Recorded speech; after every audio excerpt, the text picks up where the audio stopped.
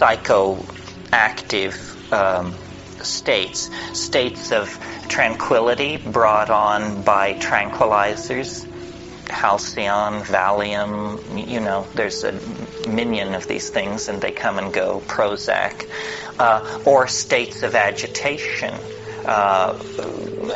methadone, benzodrine, dexedrine, amphetamine, white sugar, caffeine, theobromine, the active agent in cocoa and chocolate. Each one of these things pushes you into a different state, which is largely emotive and rooted in the body. But when you get to before we talk about the psychedelics, then there are drugs which are mental drugs, which I don't consider psychedelic. And my definition of psychedelic is tighter than most people's. For instance, you may know about datura. Datura is Jimson weed and these ornamental plants with the large white bell-like flowers. Well, if you make a tea out of the leaves, root, flowers, or seed of that plant, it will turn you every way but loose. I mean, it is a completely disorienting, freaky kind of experience with loss of memory, confusion of sequence, delusion of reference, amnesia, projective imagining, so forth and so on. To my mind, it is not a psychedelic state. I call it a deliriant or a confusant. I remember I usually end up telling this story. What put me off datura was years ago when I lived in Nepal. I had this English friend, and we experimented with all kinds of drugs. And one day I was in the market buying potatoes and tomatoes, the only two things you could get in Bodna at that time. And I encountered this guy, and we started just exchanging the news of the day. And in the course of the conversation, I became aware that he thought I was visiting him in his apartment. He was so lost in this stuff that he didn't know we were out in the street, in the market. He thought I had come by his rooms. Well, I just said, that's too stoned. Nobody needs to be that twisted around. I mean, you literally do not know what is happening. To my mind, the psychedelics can be chemically defined, with very few exceptions, as indoles. Now, the only exception to this is mescaline. Mescaline is not an indole. It's a phenylethylamine, or some people consider it a cyclicized amphetamine, which is a phenylethylamine. I am not fond of mescaline. It seems to me that to get to psychedelic levels with it, you have to take so much that you're fairly rattled. It's hard on you. And it's hard on you the next day. And many people who are great devotees of peyote, when you question them very closely, it isn't the quality of the visions. It's some more murky thing.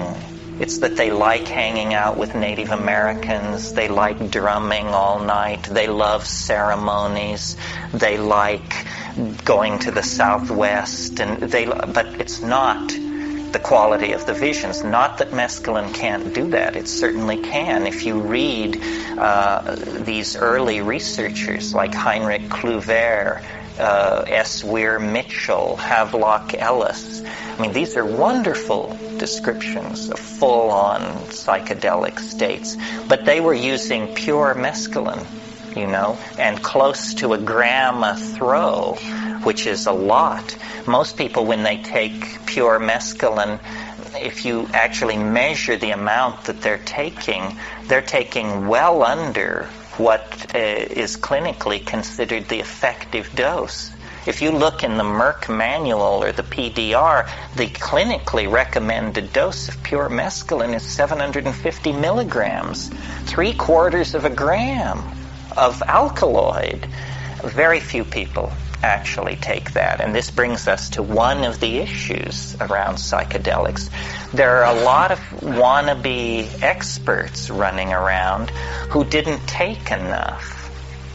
Because you have to take a lot, not a lot, but you have to take a frightening amount to get into what it's really about. People who have taken, 50 gamma of LSD or 100 gamma of LSD or 2 grams of mushrooms or something like that, they are not qualified to hold forth on the nature of the psychedelic experience because those doses don't deliver it to you. What they deliver is the periphery of the psychedelic experience, accelerated thought processes, a kind of depth and richness to cognition that is unfamiliar, an ability to analyze situations from unusual perspectives or to reach unexpected conclusions. But I found this reluctance to come to grips with the full psychedelic experience, even among Amazonian shamans.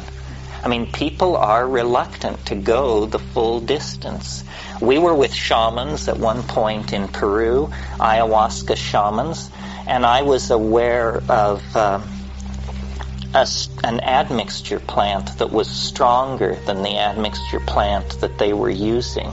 And I kept asking this guy, what about so-and-so? Why don't we do that? And at first all he would say was that it's not for Christians, which was strange because he always knocked Christians. So I didn't, but I kept pressing. And finally he said, we just don't do it that way. And I said, why not? And he said, because it's Mali Bizarro, And I said, isn't that what we're shooting for? Apparently not. A curing shaman wants to be empowered to cure. He doesn't conceive of himself as a Magellan of the phenomenological realm who's setting out to circumnavigate the mental universe in an evening. And then of the psychedelics, they deliver differing levels of this. And then what you always have to bear in mind when you listen to me talk about this is there are physiological differences among people. In the same way that person A can detect a compound X at 1 part in 10,000, but person B cannot detect the same compound unless it's there in, 1,000 parts in 10,000. We are genetically different in this area of drug receptors. And it's even possible, although it is also permissive of a kind of crypto-fascism, to believe that there are shamanic lines, families, races even, that are more or less inclined to this. The Irish are always singled out as special offenders in this area. The stereotype of the Irish is that they have a peculiarly intense relationship to intoxication and to little people in a nearby but invisible world. I don't put a lot of credence to this, but it's very hard for me to tell because I can only sample myself, and I happen to be Irish, although leavened with Sicilian genes to keep it from getting out of hand. So what you really have to do when you start exploring psychedelics is to try and figure out, what's the center of the mandala? What are people talking about? What is it when you arrive on the money? And to my mind, the compound that is most interesting for doing that is DMT. DMT is the most interesting in some ways of the psychedelics because more issues are raised by it than any other. such issues as, I'll just run over some of them so you get a feeling for it. DMT is the strongest hallucinogen there is.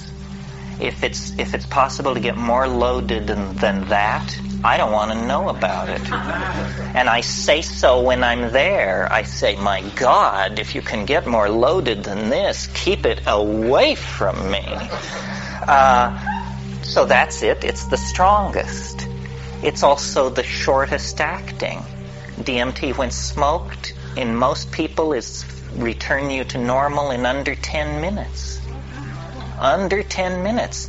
Now, this is interesting because people who think there's nothing to this, who should actually invest the 10 minutes to find out what's, a 10-minute DMT trip is worth 20 years of academic pharmacology, art history, psychology, and all this other malarkey. Because then you just say, okay, I got it.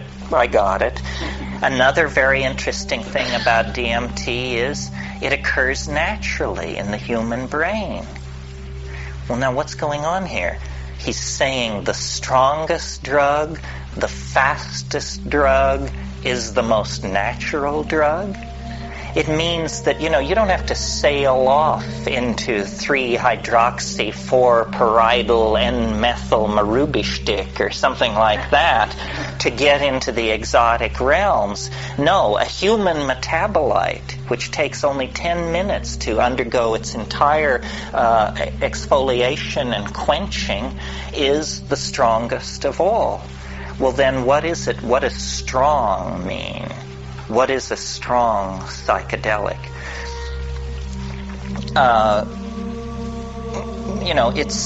It's highly personal.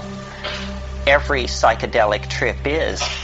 But what happens on DMT for a large number of people, we don't have any statistics, but it is a completely confounding experience. You may have had the expectation, you might think if you had never had a psychedelic experience, that it sort of begins like the Bach B minor fugue and goes from there as you rise into the realms of light and union with the deity or something like that. That's not what happens on DMT. What happens on DMT I referred to this morning. A troop of elves smashes down your front door and rotates and balances the wheels on the after-death vehicle, present you with the bill, and then depart. And it's completely paradigm shattering. Union with the white light you could handle. An invasion of your apartment by jeweled self-dribbling basketballs from hyperspace that are speaking in demotic Greek is not something that you anticipated and could handle. Sometimes people say, is DMT dangerous? It sounds so crazy. Is it dangerous? The answer is only if you fear death by astonishment.